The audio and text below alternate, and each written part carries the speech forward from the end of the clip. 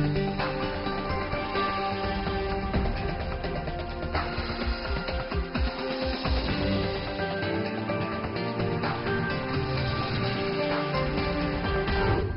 today's World Insight, 中方就是强烈反对。 China means serious business with sanctions against U.S. defense companies linked to an arms sale to Taiwan. Message received.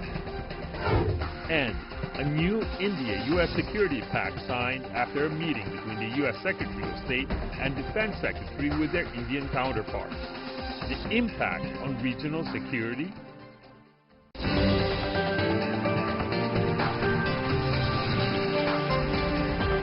Here is our host, Tian Wei. Hello and welcome to World Insight. I'm Tian Wei in Beijing. We begin today's program with the bumpy U.S.-China ties.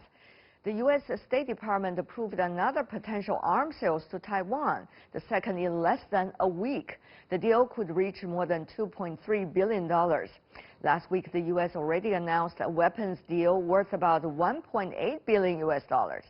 The two deals followed an August sale of fighter jets from U.S. to Taiwan also. In response, China says it will impose sanctions on American firms involved, namely Lockheed Martin, Boeing's Defense Division, and Raytheon Technologies, as well as other U.S. entities involved. Beijing says the U.S. should respect its commitment to the One China principle. So what's behind the frequent U.S. arms sales to Taiwan, especially at a time when the U.S. presidential election is approaching? Is that a strategy by one of those campaigns? Let's meet our guests.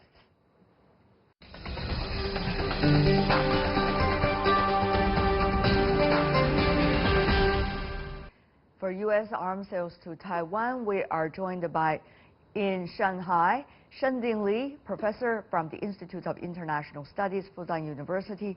In Boston, Robert Ross, associate with the John King Fairbanks Center for Chinese Studies of Harvard University. Gentlemen, welcome to the program. Thank you so much for both of you joining us on this critical moment leading up to the U.S. presidential election. A lot of things are going on, including how the U.S. is trying to demonstrate its power leading up to that specific date. Mr. Ross, how much of what we are seeing right now has much to do with that election? I think there are a number of things. One, I think that Donald Trump is getting quite worried about the election, so he's doing everything he can to signal that he's a strong diplomat, a strong leader resisting China. That's not going to be very effective. Most people do not vote on the basis of foreign policy, or even less on policy toward China, but he's getting quite desperate, I should say. But then second, I think this is part of a longer-term strategy that Donald Trump has pursued to try and constrain the rise of China. And he's using Taiwan simply as a tool, as an instrument, to put pressure on China, and perhaps even to provoke China. In this respect, I think the Chinese leadership has been quite wise to thus far wait until the outcome of the election and thus be patient to see whether or not we can have a new leader who will be less provocative. So I think it's both the election and Donald Trump's basic strategy toward China to try and constrain China's rise in any way he can. China, however, is very cautious, but at the same time watching everything very closely. Professor Shen, China also condemned the U.S. arms sales to Taiwan, this time twice, and also has been watching very closely the military exercise going on over there related to Diaoyu Island. Okay, the Trump administration wants to play the Taiwan card in order to make mainland China excited. And he needs to use the Taiwan factor to help his campaign. And this is the 13th Trump government sale of weapons to Taiwan, and maybe the third in the recent months. And we are very much against it. At the same time, we know that Taiwan would take years to be able to use them. So this recent sale is merely a political sale to offend mainland, so mainland may do something maybe China, U.S. may have some military conflict. So President Trump may be viewed as a wartime president that may help his desperate effort to make him re-elected. How cautious do you think, Professor Shen, China will be and should be leading up to November the 4th, or probably even after that, if nuance of elections goes on inside Washington and beyond? As usual, we are against such a U.S. arms sale to Taiwan. In U.S. view and in Taiwan view, it's defensive. But in our view, because the U.S. recognized Taiwan as a part of China, such a kind of so-called defensive weapon sale to Taiwan is totally offensive. We take a defensive action.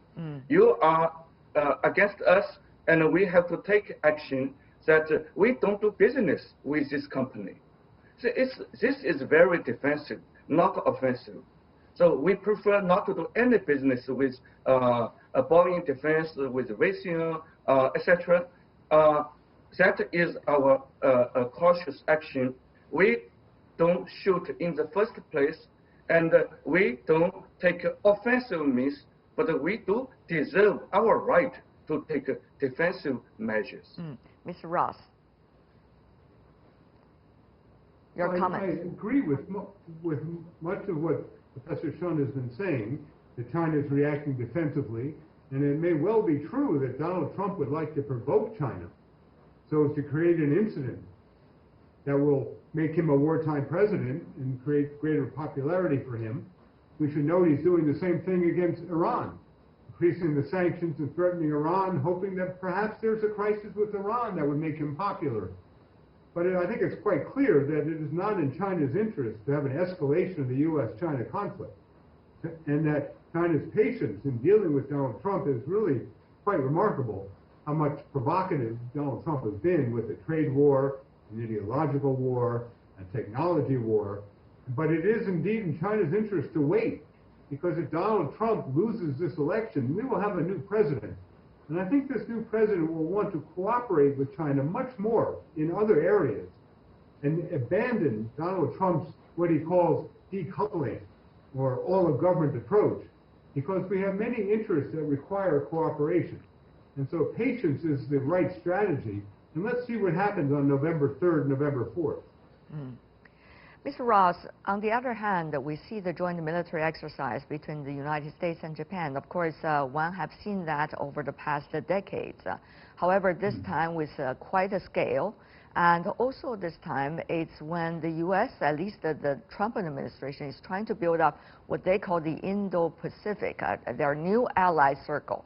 And how should we understand the latest joint exercises and its timing, right before the 5th of November, it would wrap up? I don't think we should be overly concerned about an exercise where we were planning to retake a worthless island in the East China Sea. If there is conflict, the islands become irrelevant. So this is clearly an effort to a show of force, to reassure Japan, to show the region that America remains a great power and that we will remain in Asia and balance and resist the rise of China. So if you will, these are shows of force, not really a manifestation of American interests or even American capabilities in dealing with China. But second, these exercises are long planned, many months in advance, even years in advance. So we shouldn't read too much into these exercises as designed to influence the outcome of the election. Now, regarding the Indo-Pacific strategy, you're absolutely right. This is part of the Indo-Pacific strategy to rebuild and strengthen our relationship with Japan, with India, with Australia. And in all these efforts, America has to reveal and show that it can be a helpful ally in dealing with the rise of China. But I think it's important to recognize that whether it's Japan or Australia or India, these are far from China, far from the South China Sea. And so to the extent that they are substitutes for America's relationships inside East Asia, they reflect America looking for new allies rather than trying to bolster our relationship with our traditional allies. 9,000 from U.S., 39,000 from Japan. That's what's likely to be participating in the joint military exercise near the India-U Island. Mr. Shen, Professor, tell me more about your analysis. Both sides also have sent quite a number of helicopters as well as certain, shall I say, certain scale of weapons to be used over there. So how should we understand the scale of it and the significance of it now? Well, as we say, one stone to create multiple purposes.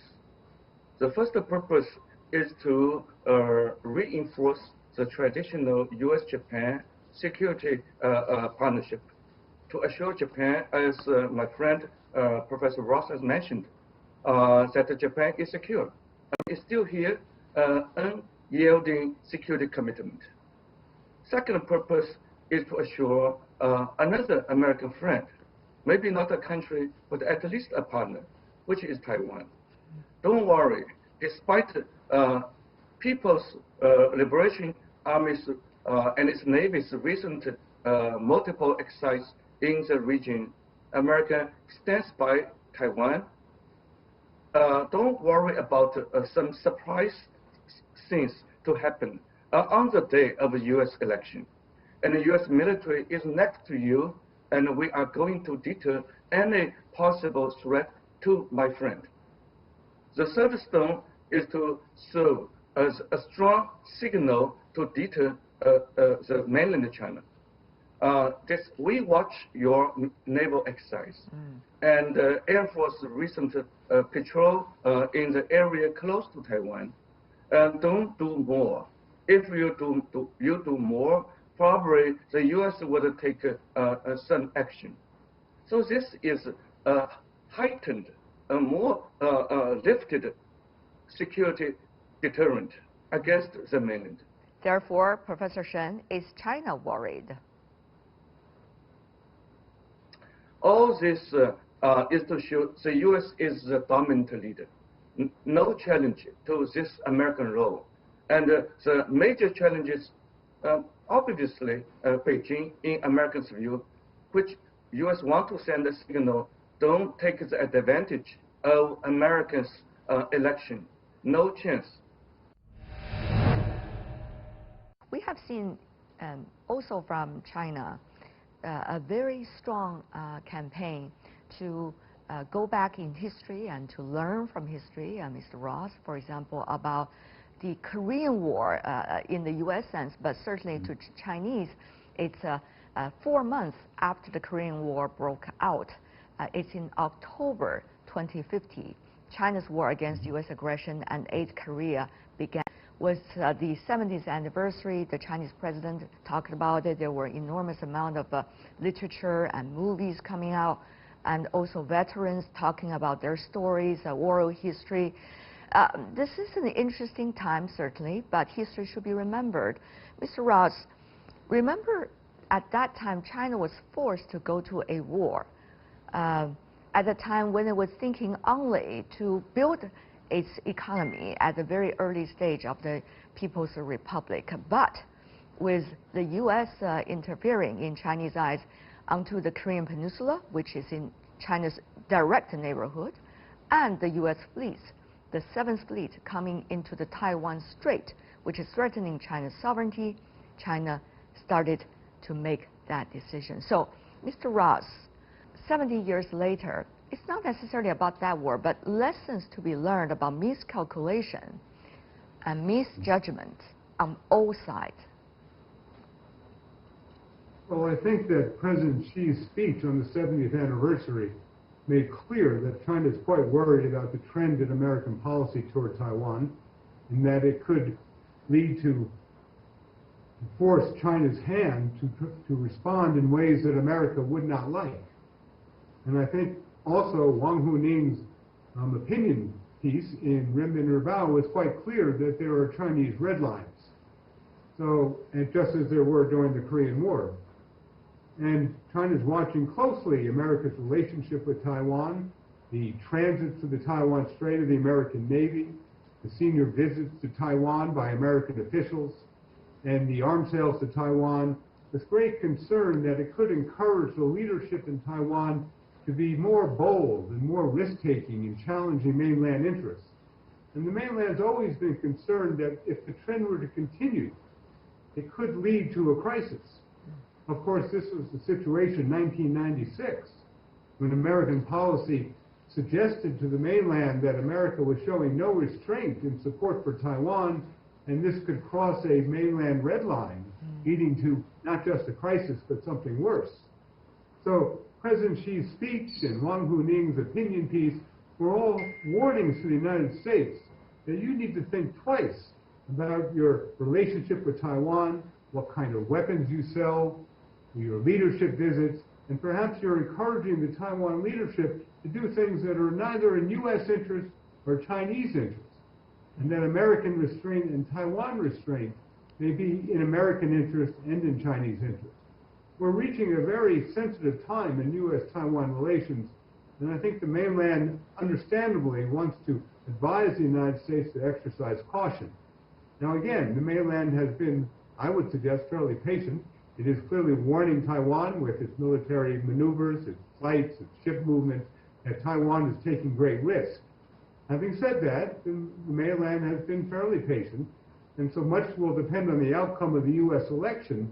We want to think about the future trend in the cross-strait relationship and American involvement with Taiwan. Professor Shen, there have been suspicion whether even leading up to the U.S. election, with the one of the candidates trying to play the China card hard, and his apparatus trying to work the policy toward that direction with some of those who have been already pretty much against China over the past decades, working the policies in. This is going to be a very worrying infrastructure they are building in terms of U.S.-China policy. What do you make of that, Mr. Shen, particularly now when we're talking about joint naval exercise and arms sales and things related to Taiwan and also to China's relation with its neighboring countries? Professor Shen. We don't want to have crisis. We want to prevent the crisis. And we want to communicate well with other stakeholders. Let's work together to jointly prevent a crisis. Let's look at history. As Bob has mentioned, China-U.S. were involved in a crisis 70 years ago. That's very unfortunate. The U.S. was hurt by America's participation. And China is unhappy with such a happening, and China has also incurred of its own casualty. How to take the dear lesson as our asset to prevent a future which may be a different crisis. And we see the U.S. is not remembering the lesson. And America sent its secretary to Taiwan, according to Taiwan's certain statehood. America sent its highest serving diplomat to Taiwan since 1979, which is absolutely sent a wrong signal. This is not a good channeling of communication. This is a veiled, intentional misleading of Taiwan toward a dangerous path.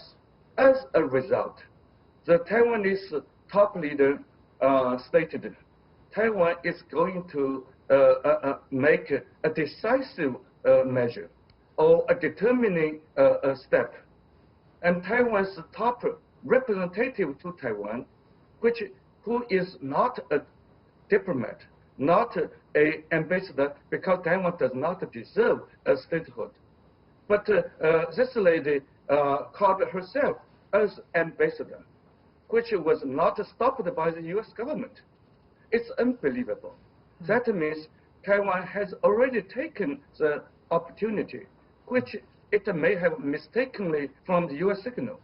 And the U.S. has mistakenly pushed Taiwan toward a dangerous path.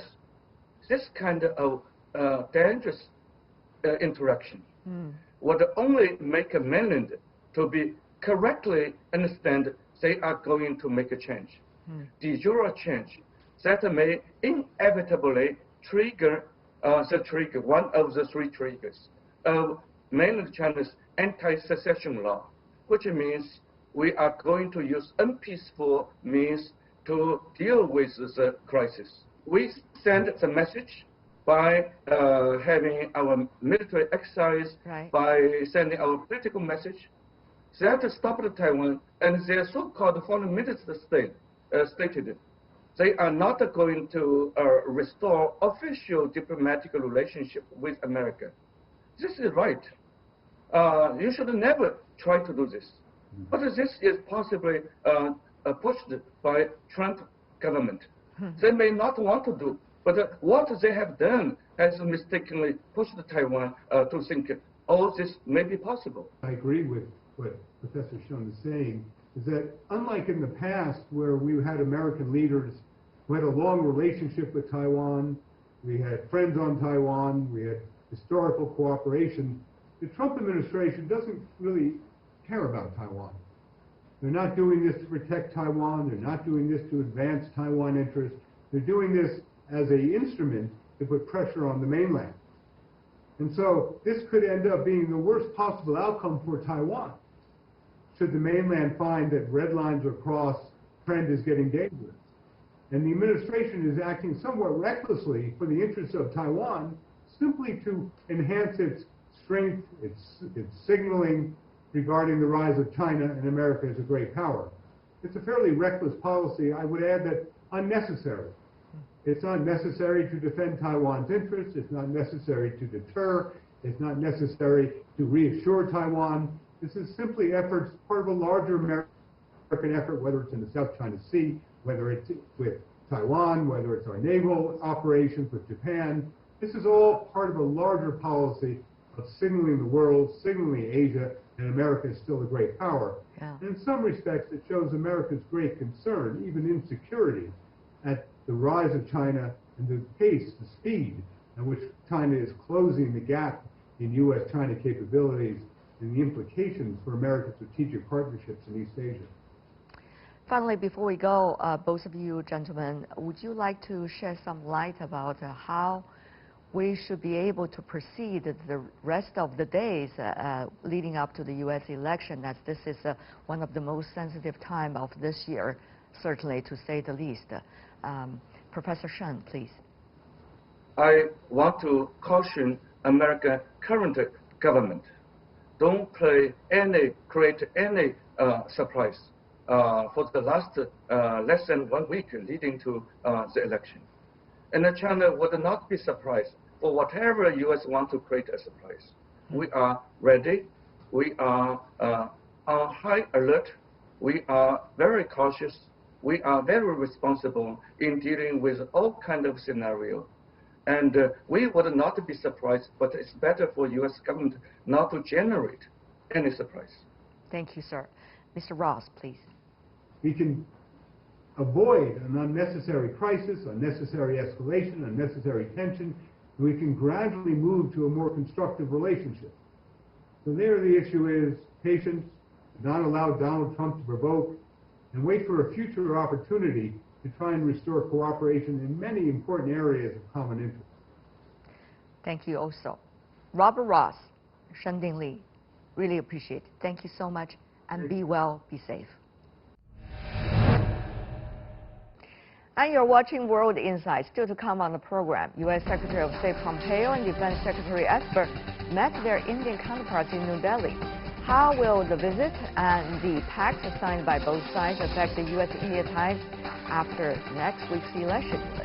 We're going to have our discussion about that after this break. Welcome back. You're still watching World Insight with me, Tian Wei. Next, we turn to New Delhi, where U.S. Secretary of State Mike Pompeo and Defense Secretary Mark Esper met with their Indian counterparts on Tuesday during their 2+2 dialogue.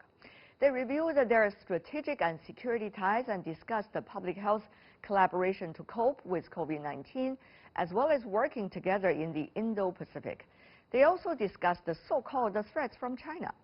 It's the first stop on an Asian trip Pompeo is making ahead of the U.S. presidential election coming week.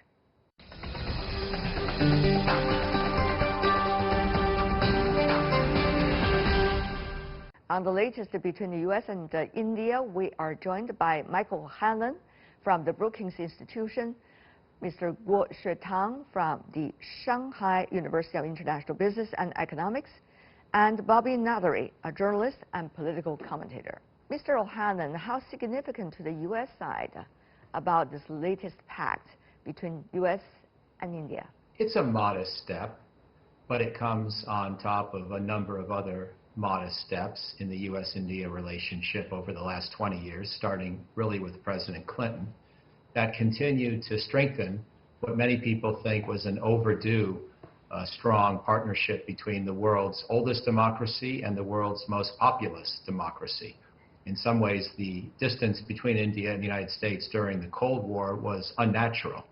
And in some ways, what we're seeing is a convergence towards what many would have expected. Obviously, this is partly accelerated by both countries' concerns about China's rise. It's also accelerated by the Trump administration's desire to have a few notable accomplishments right before Election Day. But in the grand scheme of things, I would say that it's important, but it's not radical. It's not transformative. And therefore, I think everyone can view this with some degree of calm, that it is a closening of the relationship between India and the United States, but it's not an alliance. It's not headed for an alliance, and I don't think it's a major geostrategic change. Mr. O'Hanlon, some have also indicated about the apparent relatively cautious attitude from New Delhi when approaching the United States, particularly at the end of this administration. Yeah, well, I think in historic terms, New Delhi takes its own independence and sovereignty very seriously, as you know. And India has never wanted to be in alliance with major Western powers. That was probably most clear in regard to its former colonial power, Great Britain. But even the United States and other Western countries are important friends that India still prefers to keep a certain distance from. India is a very interesting country, I think we all know. It's trying to establish its own role in the international order, and so it's not interested in sort of joining up to a U.S.-led alliance system. I don't really think that's where India wants to go. But as India has more concerns about China's rise, it will want to strengthen the partnership. So I see this as step-by-step, incremental, tightening of a relationship that is important, but not headed for military alliance. Professor Guo, what do you make of what Mr. O'Hanlon suggested as incremental step-by-step approaches between the two sides? How is China looking at the latest picture? I agree with Michael O'Hanlon. He's very, I think I agree with him because if you look at the whole the process of Indian U.S. military relationship, it always depends on the outside exchange, outside situation, particularly from China, from outside of the Indian Ocean. And we didn't see how much the bilateral relationship between the two sides has accelerated in the last more than 1 decade or 2 decades now. So just in recent years, the agreements, signed, particularly this agreement, that makes a very big voice because people regard this one step for Indian governments that to counterbalance Chinese rise there in Indian Ocean or even in South Asia. So that is why I think that is just a temporary impression that gives us that though this India U.S. is getting to further military cooperation to military alliance. It's not really true because China is not really a threat to India. It's just a border disputes. So it's kind of a strategic step for both sides to move together and not a military alliance. So I totally agree with you. Okay, Mr. Guo, we have seen China and India having some relatively interesting, to say the least, interactions over the past few months regarding its border. And of course, the latest incident is there was a Chinese missing person in the region, and now he's been returned to China by the Indian side. There were also military-to-military meetings between the two sides as well over the past few months following the disputes. So how do you see China and India cautiously trying to mend the fences right now as the winter approaches, which is almost impossible for anyone to operate over there in the disputed area? And also, how do you see this critical juncture when the U.S. election is just a week away, and different parties certainly try to make certain statements during this 1 week time? Yes, it's a very interesting moment because just 1 week before the U.S. presidential election, the 2+2 bilateral meeting in New Delhi is just requested by Washington. It's just people regard this meeting for the presidential election in USA, not for really for the improvements of the bilateral relations. So it's temporary more gesture for Washington D.C. itself. But for India, it's also they want more balancing power from outside to balance China.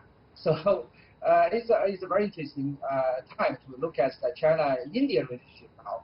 Yeah. If you look at the China-Indian relationship, particularly after the June 15 coalition there are much more now, by the two governments and military now to handle these stalemates very well. From my point of view, it's very well because they don't want to keep this stalemate to be escalated to military conflicts more.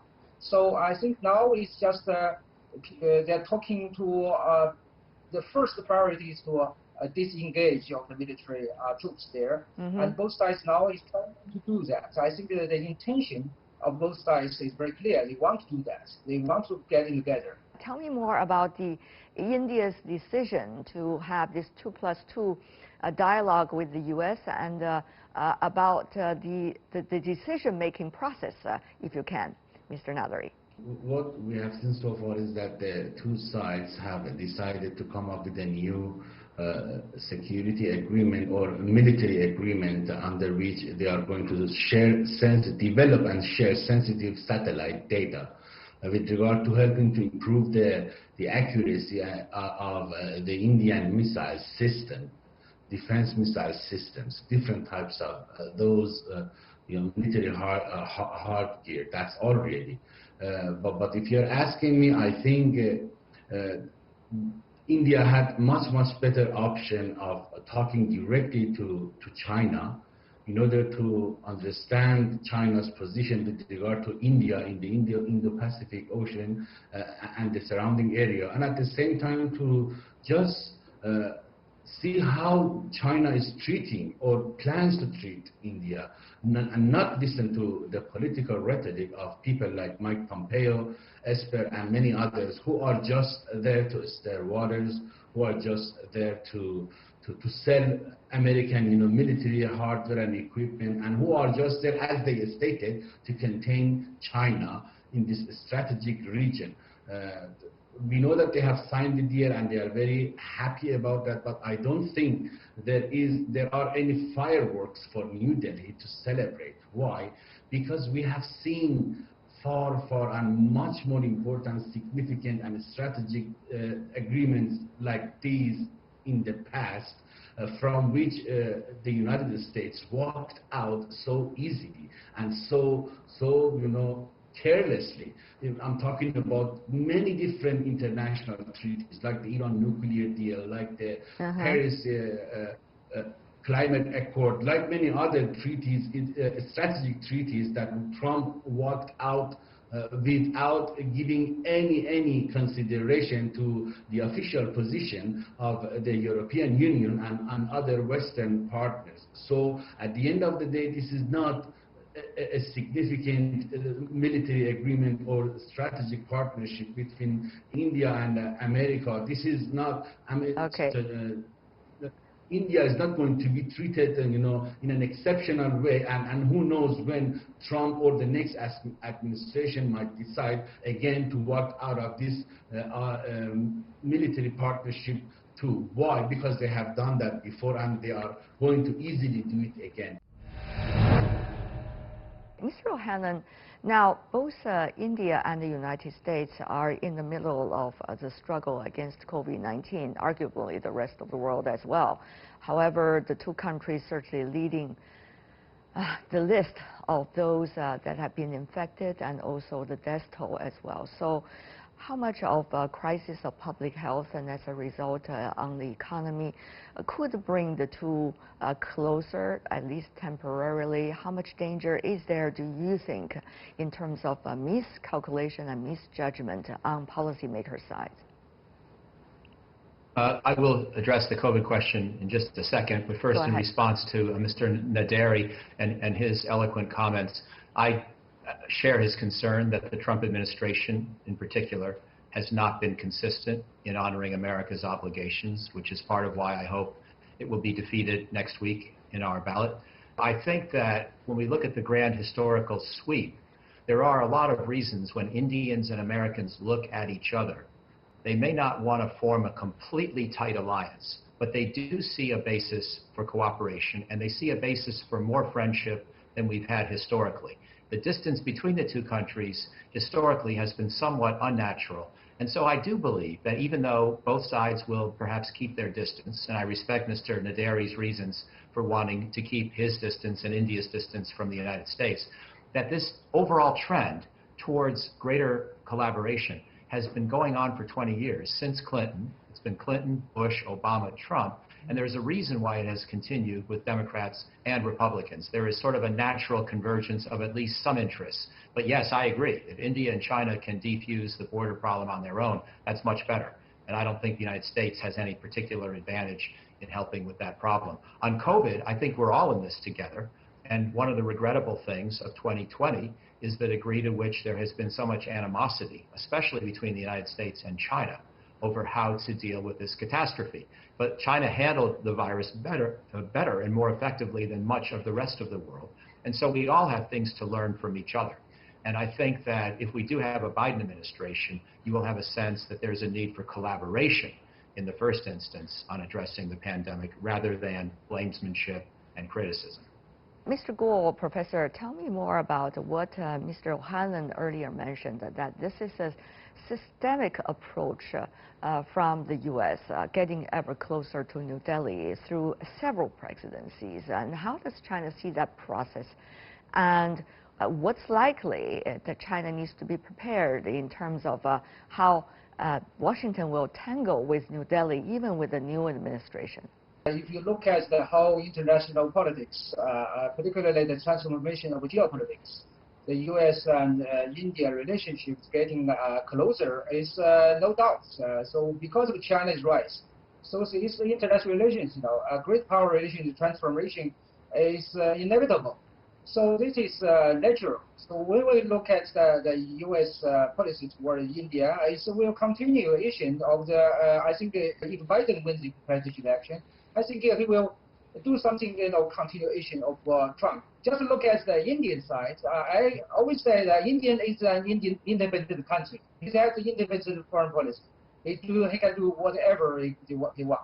So the improvements between the Indian relationship militarily, particularly with the USA, is what they want to do. This is just more concern of China's bias there. So the problem is how China reacts, how China think about this. Until now, from my observation, and China, to my judgment, I think China still just deepen Chinese distrust of Indian strategic objectives. Is the India want to be an enemy of China or just wants a partner with China? So until now, I think it is just for Indian side to handle this issue very carefully, not only the border issue, but also the U.S.-India military relations. So India now is skeptical to the American intentions there. They know very clearly that the Indian U.S. side want to separate China's India to be an enemy. For the Modi government now, it's handled as more concern about the internal economic and social stabilities there, and military alliance just kind of signature to China that they are because of the back of these actions behind that is nationalism there. Finally, before we go, we want you to give us some insights about what would be the best and the smartest strategic choice from all sides regarding their relationship with one another, particularly U.S.-India and China-India? Mr. O'Hanlon. We should stay calm. We're having historic developments. China and India are both doing amazing things, and sometimes they're doing them well, and sometimes China in particular is flexing its muscle more than we prefer in Washington. But I actually think that if we stay calm and look for ways to collaborate, we can work through this tough period. Keep calm. Mr. Guo. Yes, for both, I think for China and India particularly, just to think about the strategic intentions, strategic objectives of both sides. Both of China and India want economic growth, want economic cooperation there, wants the stability in South Asia. And so what for both sides, Delhi and Beijing, to think about this. Okay. So in USA, I think it's time. Yes, it takes time to look at that. Mr. Nadri, final words, briefly. Well, communication. It's the only way to build bridges. Remember, this is not just about India, China, and the United States economies. It's also about the global economy. Whatever they decide to do from now on is going to affect positively or negatively the international community and the well-being of the global economy. Okay. So let's cross our fingers and realize that there are still cooler heads everywhere in order to bring this situation down and come to some kind of understanding that whatever they do is only for the benefit of humanity.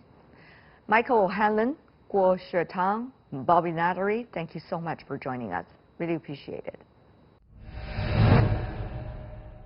And that's all the time we have for today. If you'd like to see more, search our program, World Insight. Check out our YouTube channel. Follow us on Twitter and Facebook. I'm Tian Wei. On behalf of the team, thanks for watching. Bye for now.